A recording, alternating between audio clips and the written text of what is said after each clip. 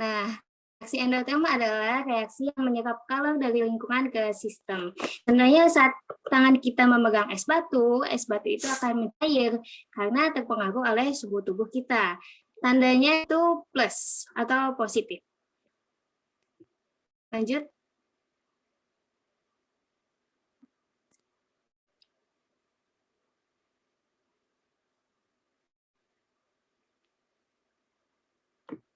Nah, selanjutnya ada entalpi atau lambangnya delta H dan perubahannya. Perubahan entalpi adalah besarnya energi, kalor atau panas yang dibebaskan atau yang diperlukan dari suatu reaksi kimia.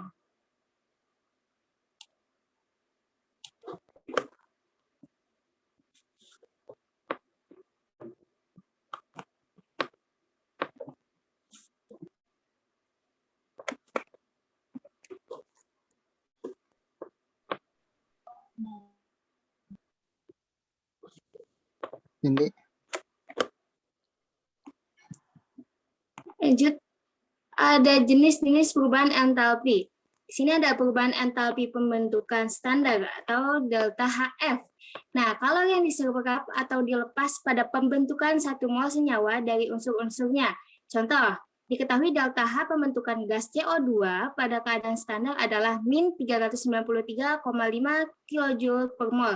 Persamaan termokimianya adalah C ditambah O2 menjadi CO2.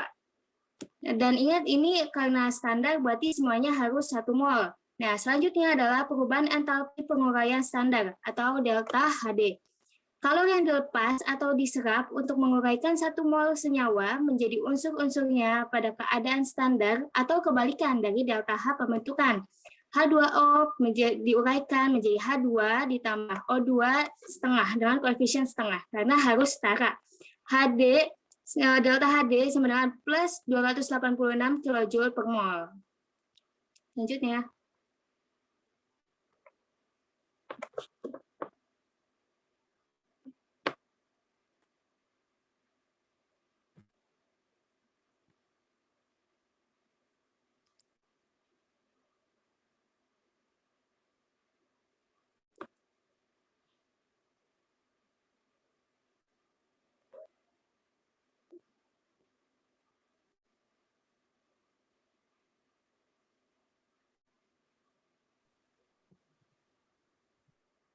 udah. Ya, lanjut Kak Agung. Dijelaskan. Selanjutnya itu yang ketiga itu ada perubahan entalpi pembakaran atau delta Hc. Kalor yang dilepas pada pembakaran 1 mol unsur atau senyawa dalam keadaan standar. Contohnya itu ada pembakaran sulfur dioksida, di mana sulfur ditambah oksigen menghasilkan sulfur dioksida dengan delta H-nya min 297 kJ per mol. Yang keempat itu ada perubahan entalpi pelarutan standar atau delta HS. Perubahan entalpi pada pelarutan zat menjadi larutan encer. Contoh pelarutan, ini ada contoh pelarutan yaitu NaOH menghasilkan Na+ ditambah OH- atau menghasilkan ion-ionnya. Delta H-nya yaitu minus 204 kJ per mol. Terus yang kedua itu ada contoh peleburan. Contoh peleburan garam yaitu NaCl menghasilkan NaCl dalam bentuk padat menghasilkan natrium dalam bentuk liquid. Ini saya tulis deh, aturan NaCl dalam bentuk liquid hasilnya itu ya. Iya. Delta H-nya itu minus 112 kJ per mol.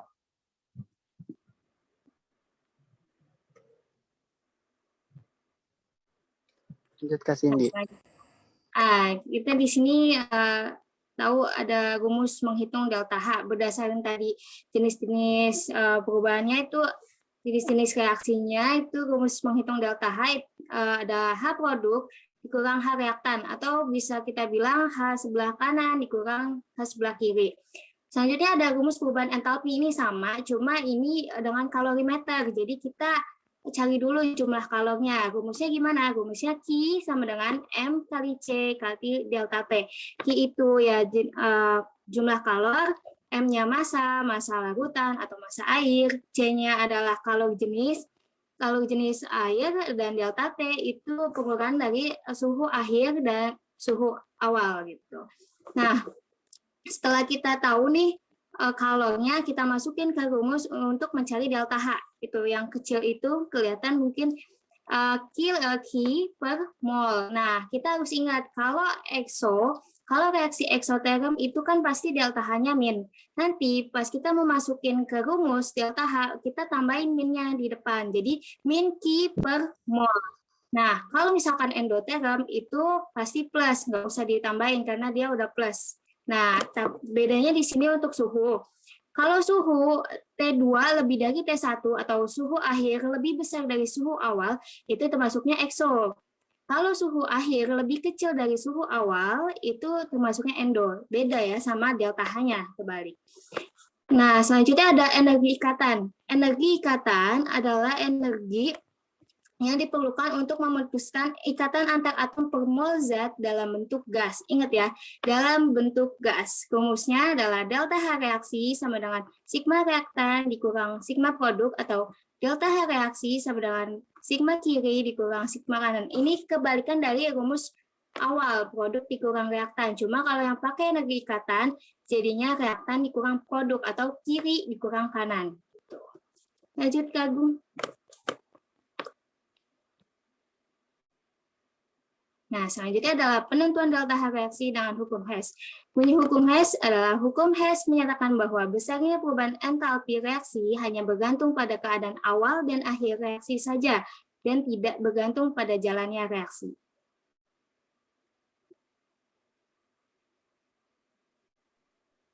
Nah, selanjutnya ini ada contoh soal. Di sini soalnya itu berdasarkan bagian perubahan entalpi atau delta H berikut ini, maka reduksi CuO oleh hidrogen menjadi logam tembaga dan air merupakan reaksi. Di sini kami kasih waktu kalian 3 menit ya. Terus ntar jawab di kolom chat.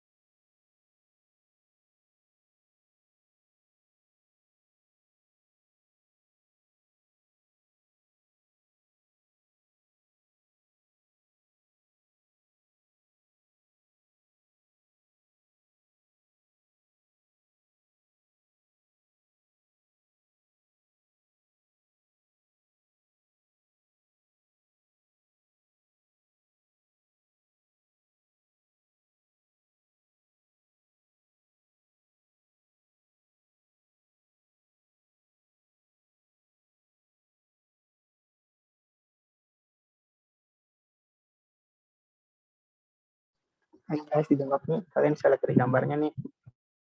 Yang di atas ini kan nih reakan. Terus produknya ini di bawah, kira-kira itu endotherm atau exotherm. Terus tinggal delta H-nya itu tinggal kalian sesuaiin deh.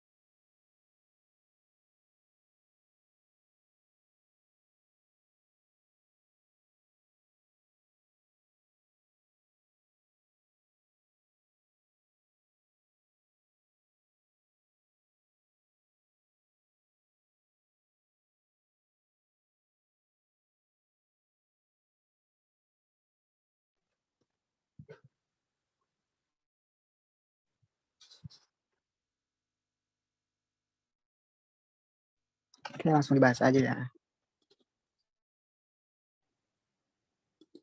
Jadi yang gambar ini kita misalkan itu reaktan. Terus yang ini produknya.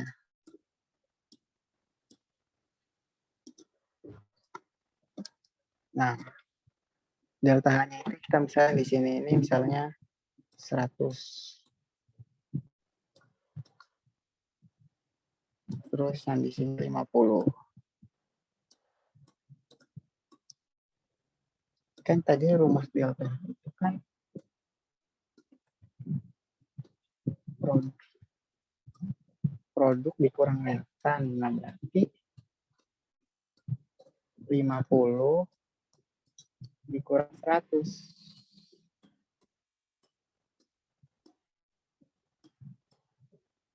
Nah, hasilnya kan minus 50 nih. Nah, kalau delta-nya minus itu berarti termasuk kan ke eksoterm. Nah, di sini jawabannya eksoterm itu cuma D. Nah, berarti udah jawabannya benar yang D. Ini yang D jawab benar tadi. Psikotodisa sama Maura. Oke. Ada yang mau ditanya enggak?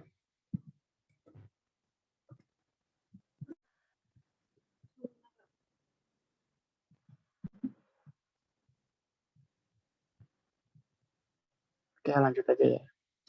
Lanjut, Kak.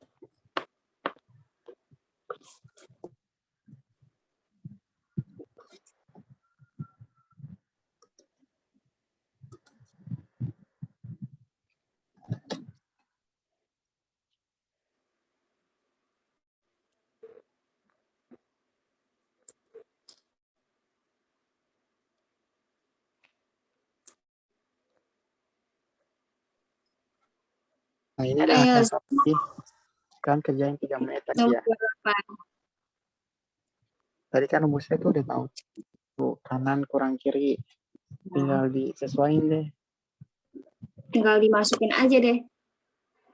Terus sama perhatiin tuh koefisien reaksinya. Jangan lupa koefisiennya, lihat udah setara belum reaksinya. Gampang kok. Ayo dicoba.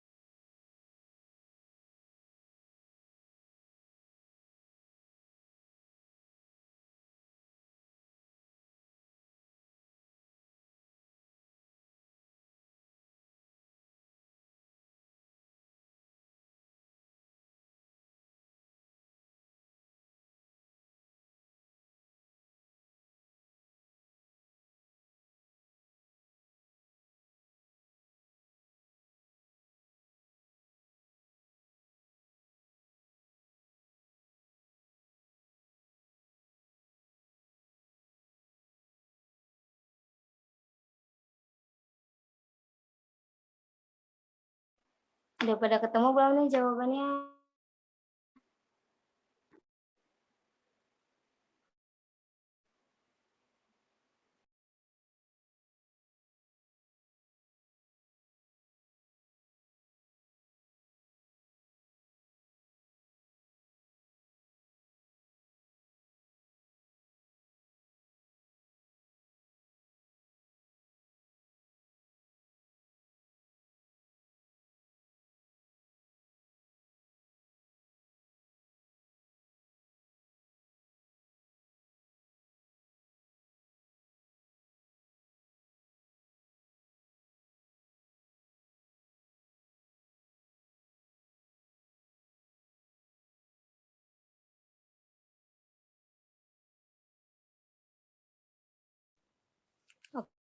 Oke, banyak yang jawab deh. Kira-kira benar nggak ya jawabannya? Ayo kita bahas aja yuk.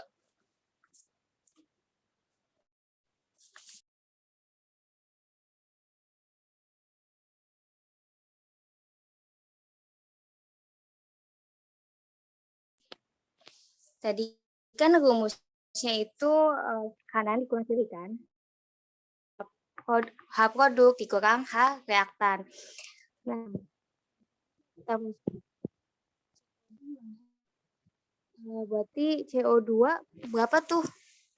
Min 393 ditambah H2O. Berapa delta HF H2O? Delta HF H2O itu ada min 242. Tapi ingat, koefisiennya 2, berarti kita kaliin 2. Jadinya berapa? Jadinya itu min 184. Nah, aduh saya bingung deh. Bentar ya. Nah, produk dikurang H reaktan. Tadi udah berarti min 390 dari delta HF CO2 ditambah 2 kali delta HF H2O dikurang delta HF CH4 ditambah 2 kali delta HF O2. Ada yang tahu nggak delta HF O2 itu berapa? Ada yang tahu?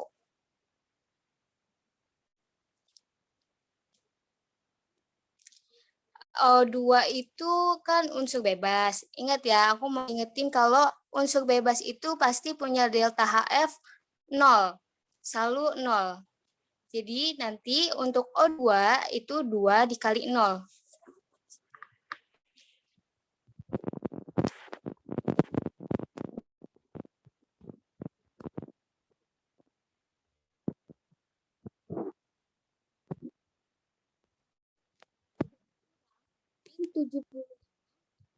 Ah, 2 kali 0 dari tadi unsur bebas. Min 877 ditambah 75 sama dengan min 802 kilojoule per mol. Jadi jawabannya yang B. Betul tuh yang jawabnya B. Hasilnya min. Berarti reaksi eksoterm.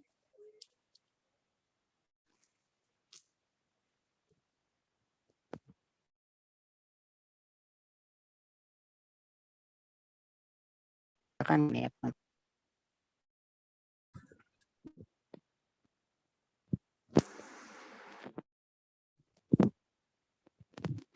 Soal selanjutnya, Kak.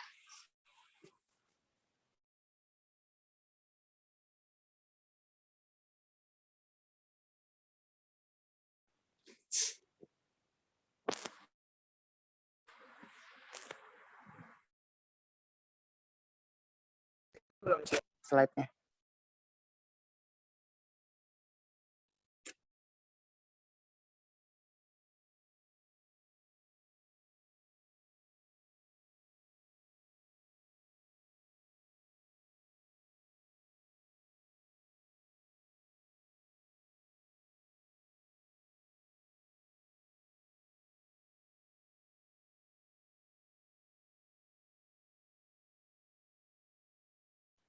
Ayo, boleh dikerjain ya. Coba dulu. Nanti tulis jawabannya di kolom chat.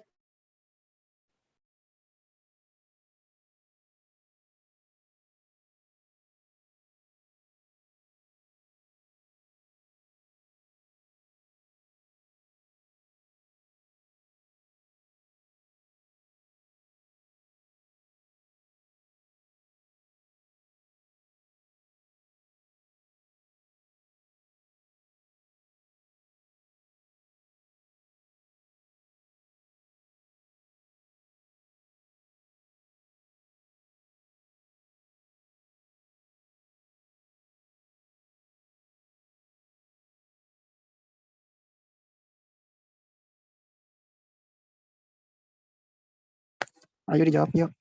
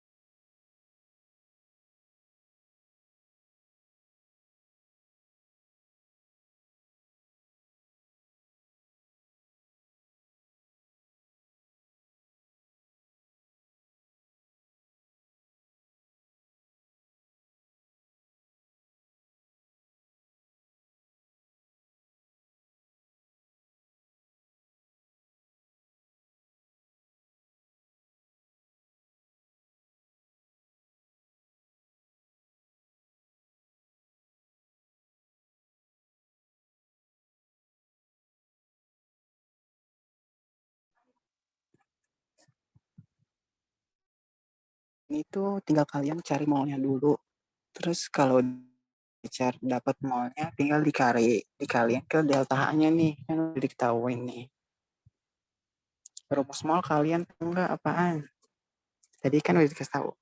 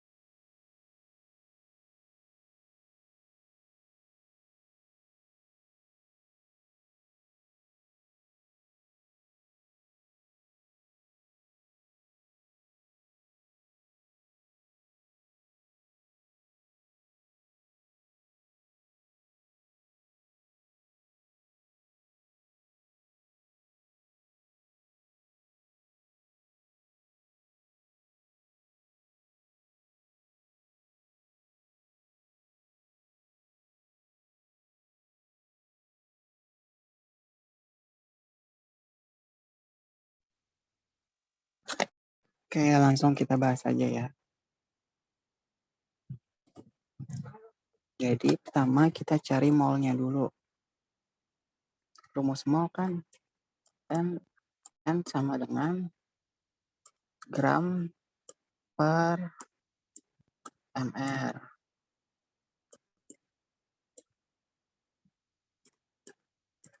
Di mana gramnya itu kan 5,7. 5,7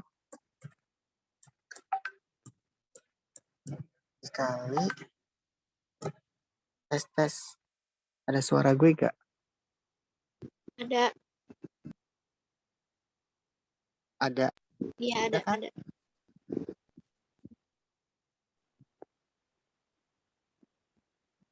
Oke, lanjut ya.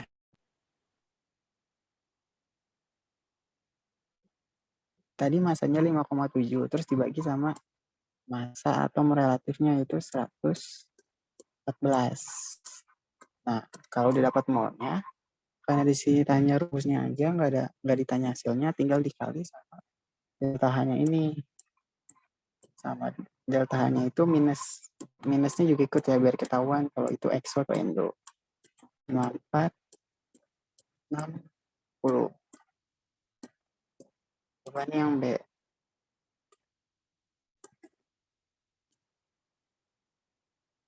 Lanjut ya. Gak ada yang ditanya ini.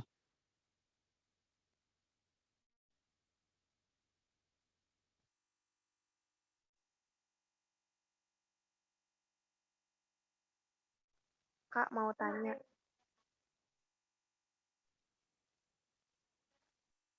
Iya, halo. Ya, saya mau tanya Kak, kalau misalnya cuma kayak diminta hasil. Maaf. Suaranya kecil banget, gak kedengeran. Oh ya maaf Kak. Tes udah belum? Cindy, lo dengar suaranya nggak? Di gue kecil. Halo.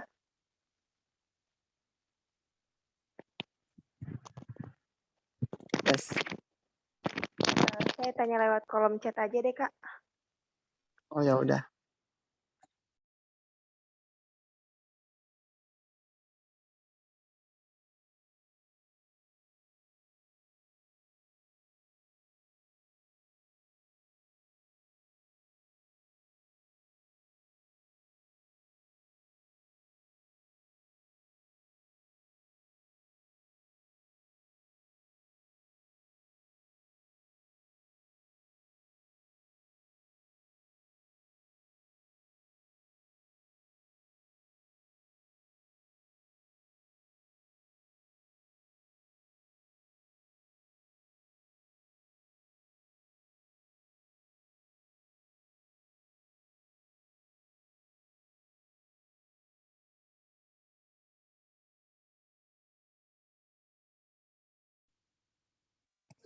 Iya, jadi tanda plus atau minusnya itu buat nentuin ekso atau endonya.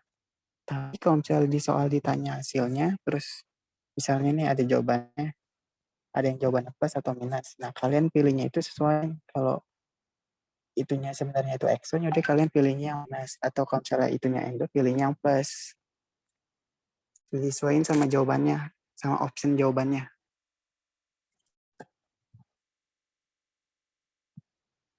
Di sini mau maaf, di sini sebenarnya lupa ditulis minus nih. Yang B itu sebenarnya pakai minus ya.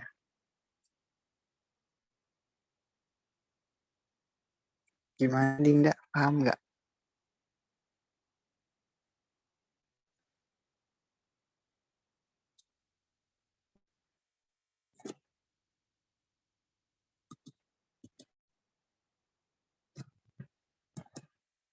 Sini.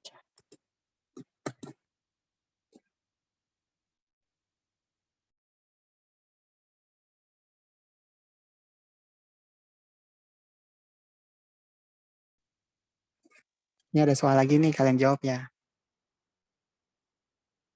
Ada 2 nomor, ada nomor 27 sama 32. Nanti jelasin sama Kak Cindy.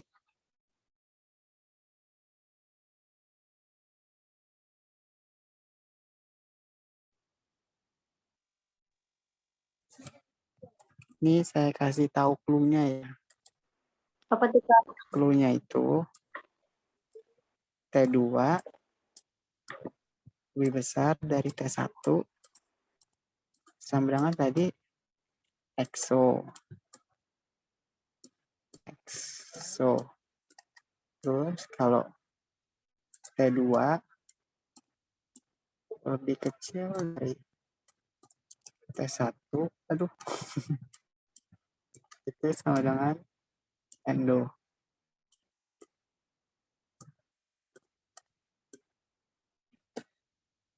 Gampang nih, tinggal hitung-hitungan.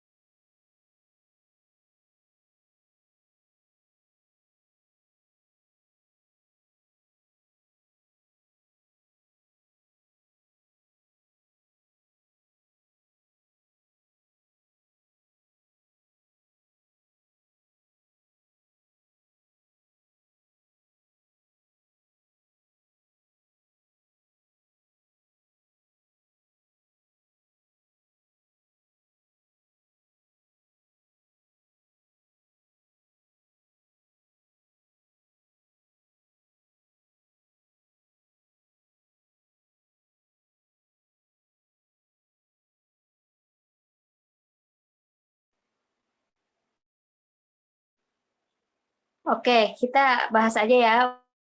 Udah ada jawab B sama D, bener gak ya? Tadi kan udah dikasih tahu clue-nya sama Kak Agung. Kalau T2 lebih besar dari T1 itu eksoterm, kalau T2 lebih kecil dari T1 itu endoterm. Nah, kita lihat aja di sini gampang banget. Nah, yang pertama, gambar pertama itu T2-nya lebih besar kan, berarti termasuk eksoterm. Yang kedua, T2-nya lebih kecil, berarti bukan termasuk, itu endoterm. Yang ketiga, gelas ketiga itu lebih besar T2-nya, berarti itu termasuk eksoterm. Nah, di situ kita udah nemuin deh. Kalau gelas pertama dan ketiga atau 1 dan 3 adalah gelas reaksi eksoterm.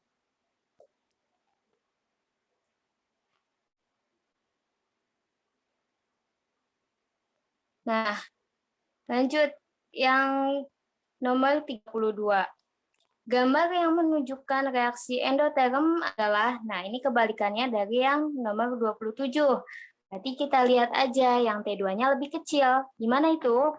itu ada di gambar nomor 2 dan nomor 4. Kenapa? Karena T2-nya lebih kecil, yaitu 15 derajat, T1-nya 28 derajat, dan di garis nomor 4 itu T2-nya 20 derajat, T1-nya 28 derajat. Dimana kalau kita kurangin T2 kurang T1, maka itu hasilnya min.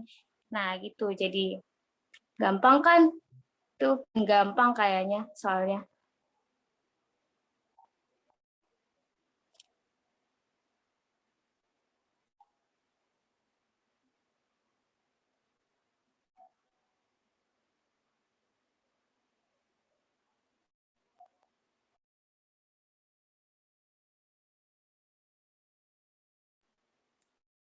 Oke, jadi ada yang mau nanya nggak? Atau yang masih bingung? Boleh nanya? Boleh banget.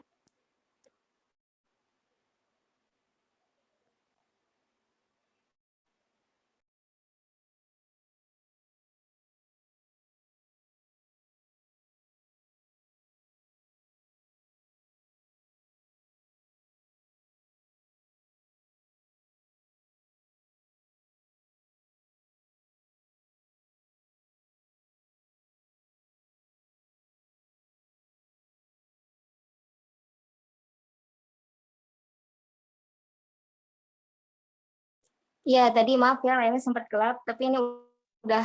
Cindy, jelasin ulang aja. Nah, iya. Jelasin ulang aja. Tadi yang di nomor 32 ya. Nah, kita bisa lihat ini gambarnya. Karena kita cari kebalikannya dari EXO, berarti T2-nya yang lebih kecil. Nah, berarti kita lihat aja, mana sih T2-nya yang lebih kecil daripada T1-nya. Nah, bisa kita lihat itu ada di gambar nomor 2 dan nomor 4. T2-nya 15 derajat, T1-nya 28 derajat. Nah, di gelas keempat itu T2-nya 20 derajat dan T1-nya 28 derajat. Jadi jawabannya benar. Yang D. B sama D. Ada yang masih bingung atau belum paham? Ada yang mau diulangin dari contoh soal sebelum-sebelumnya nih? Ini udah selesai sampai nomor 32 aja.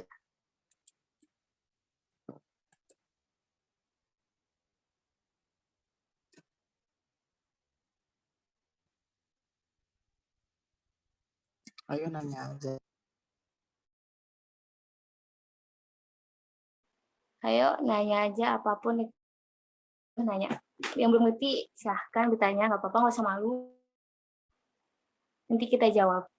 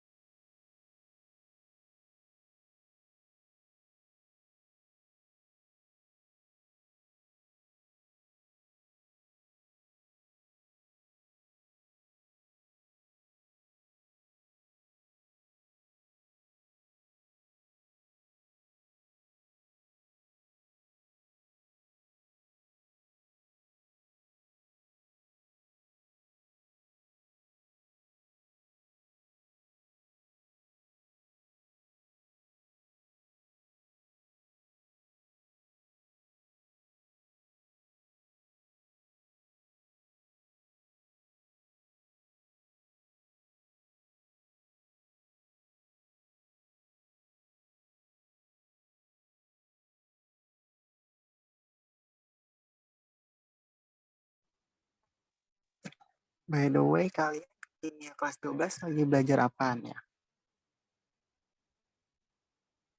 Terus mau nanya, mendingan belajar materi kelas 12 apa yang kelas 10 atau kelas 11 nih? Kalian enaknya gimana?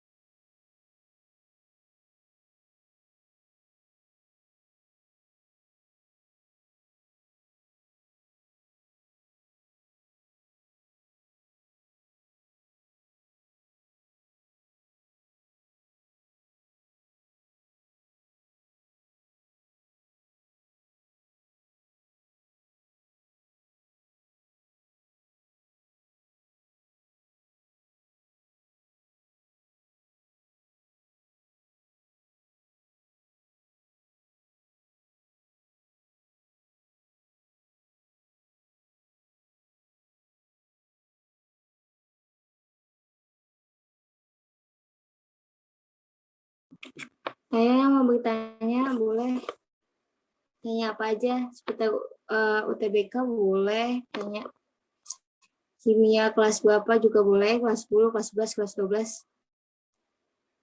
Ayo, yang masih belum paham.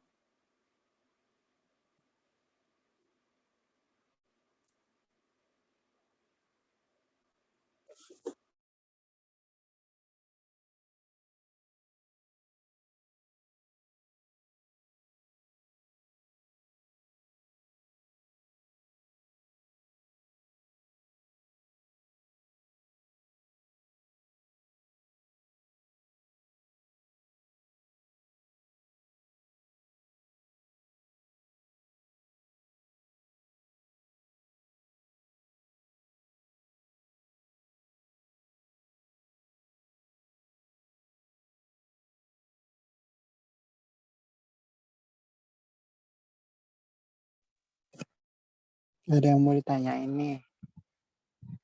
Udah kalau gitu ditutup aja ya. Gak ada yang mau nanya kan? Jangan lupa isi feedbacknya ya, presentasinya. Makasih ya semuanya. Wassalamualaikum warahmatullahi wabarakatuh. Waalaikumsalam warahmatullahi Waalaikumsalam warahmatullahi wabarakatuh. Banyak, wabarakatuh. Kak. Kasih Kak. Sama-sama. Semangat terus. Sama-sama.